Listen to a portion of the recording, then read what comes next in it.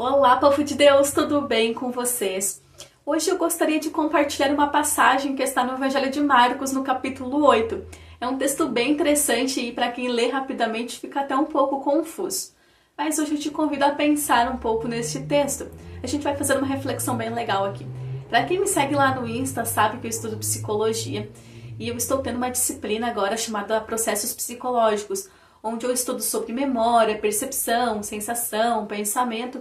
E dentro das percepções eu estudei sobre os transtornos de percepção. E eu fiz a leitura de um livro chamado O Homem que Confundiu Sua Mulher com o Chapéu. E você deve estar se perguntando, né, o que tem a ver isto com Marcos 8? Segura aí que você já vai entender. Esta obra foi escrita pelo neurologista Oliver Sacks e este caso em questão é sobre um músico que sofre de agnosia visual. É uma condição que impede de reconhecer rostos e objetos comuns. Ele consegue identificar os detalhes, mas não consegue perceber o todo. E isto leva à curiosa cena do título desta obra, né? Ou seja, ele tenta colocar na cabeça sua esposa como se fosse um chapéu. O Dr. P, o professor de música, como o autor denomina, ele passa a ter dificuldades na visão e ao procurar o oftalmologista, ele é recomendado a buscar um neurologista. Por quê? Porque as conexões cerebrais da visão estavam comprometidas.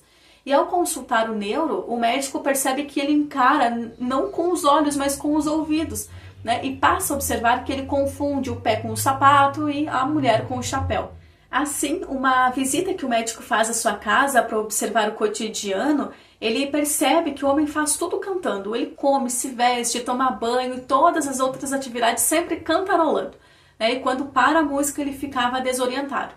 Isso acontece porque com a degeneração das atividades visuais do cérebro, houve outras conexões, como por exemplo, pelo ouvido. Tanto que, como o autor concluiu, o Dr. P continuou lecionando música até os últimos dias de sua vida. Quando li este livro e soube como funciona a agnosia visual, imediatamente eu me lembrei de Marcos 8, quando o cego que foi curado por Jesus, num primeiro momento, enxergava de forma confusa.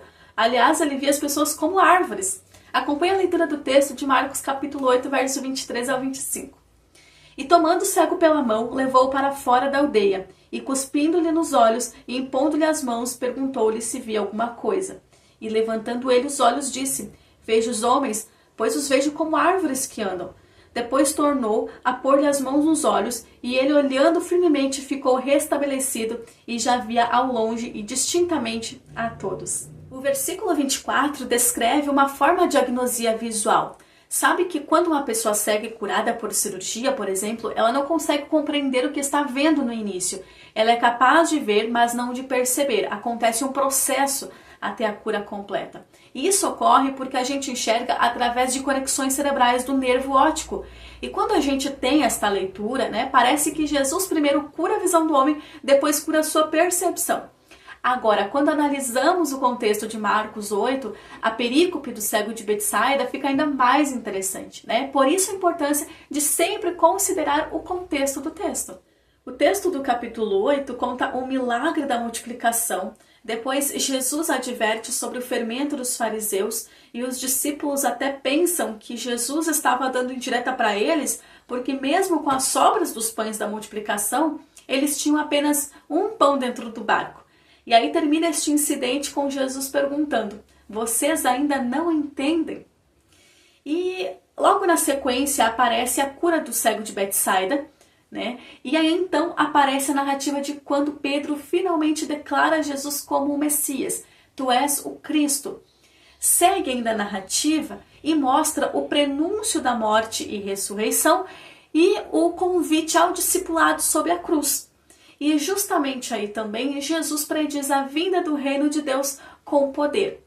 E no início do capítulo 9, seguindo a sequência, Pedro, Tiago e João experimentam no Monte da Transfiguração um reflexo dessa revelação. Olha como há todo um conjunto de narrativas para colocar aí o texto do cego de Betsaida.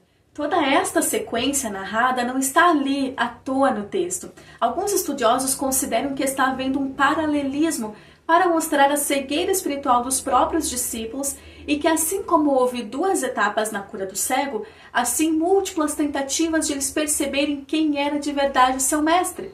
Jesus queria se revelar a eles. Ou seja, esta cena não está falando da incapacidade de Jesus curar, mas mostrar de forma figurativa as tentativas de abrir os olhos dos discípulos para perceberem quem era de verdade Jesus, o Deus encarnado. Agora veja bem, os discípulos andaram praticamente 3 anos com Jesus, vendo milagres, maravilhas, contemplando coisas sobrenaturais e mesmo assim não percebiam que não se tratava de apenas um líder qualquer, alguém que poderia ser um político que trouxesse uma revolução em Roma. Não, nada disso. Era o próprio Deus encarnado. Tendo todo este viés, a gente passa a compreender que a cura do cego quer nos mostrar quem de fato é Jesus. E o texto explica através da confissão de Pedro. Ele é o Cristo, o prometido, o Filho de Deus. Seu senhorio se manifesta no discipulado sob a cruz até que o reino venha com poder. E talvez o que precisamos entender é quem é este Jesus. É ter esta percepção do Cristo, o Filho de Deus. Talvez nossa visão acerca dele está distorcida. Todo cristão sabe que Jesus veio ao mundo, morreu, pagou a dívida dos nossos pecados. Nos alegramos por isto, até celebramos a morte dele como um memorial no culto de Santa Ceia. Mas o que está aqui em questão é mais que isto. Você tem noção do que isso significa? Você tem se dado conta do quanto isto é sério? Porém, podemos estar sofrendo de agnosia visual espiritual e tendo visões distorcidas sobre quem é Jesus. E quem ele é para nós? Um homem bom, um líder religioso, aquele que pode multiplicar nossas finanças, que nunca vai deixar faltar o pão, o que pode resolver todos os nossos problemas.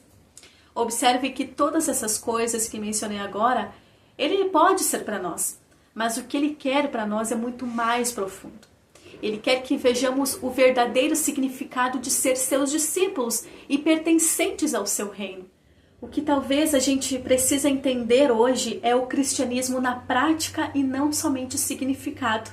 Viver a prática é ser discípulo, negar a si mesmo, enfrentar o Calvário e crucificar nossa vontade para viver a vida que Deus quer. Jesus quer nos tocar pela segunda vez. A primeira, ele demonstrou seu amor através da cruz, nos dando a oportunidade de ver e contemplar o seu amor. Ainda que de forma turva não entendemos do tão grande amor que ele sentiu por nós a ponto de entregar a própria vida em nosso favor. Mas agora, pela segunda vez, ele nos toca para experimentarmos o seu governo e reino em nossas vidas, aqui e agora. Que sejamos tocados e curados. Que o seu reino venha a ser implantado dentro de nós. Antes de encerrar, eu quero te pedir para compartilhar este vídeo. Se gostou, deixe seu like, deixe o seu comentário também. Não esqueça de se inscrever caso ainda não seja inscrito. Que Deus te abençoe e até o próximo vídeo.